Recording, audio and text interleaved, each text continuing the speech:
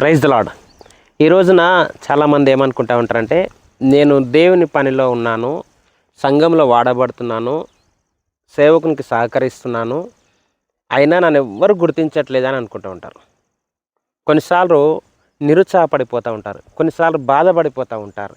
నేనే ఎందుకు చేయాలి ఈ పనులు అని చెప్పేసి అనుకుంటాను. దేవుని పనిలో పని చేస్తూ కొన్నిసార్లు అలాంటి నిరుత్సాహమైనటువంటి ఆలోచనలు కనుక నీ లోపల వస్తే, దేవుని వాక్యం ఏమని తెలియజేస్తుందంటే, కొరింథీయులకు రాసిన మొదటి పత్రిక 15వ అధ్యాయము 56వ వచనం ఇలాగ అంటున్నాడు. అపోస్తలుడైనటువంటి పౌలు గారు ఏమంటున్నారంటే, కాగా నా ప్రియ సహోదరులారా, మీ ప్రయాసము ప్రభువునందు వ్యర్థము కాదని ఎరిగి స్థిరులను కదలని వారును ప్రభువు కార్యాభివృద్ధి అందు ఎప్పటికీ ఆసక్తులనయుండుడి. ప్రభు కొరకు చేస్తున్నటువంటి పనిలో ఎప్పుడు కూడా మనం ప్రభు కొరకు చేసే పని ఏది వ్యర్థం కాదన్నటువంటి విషయాన్ని మనం గమనించాలి.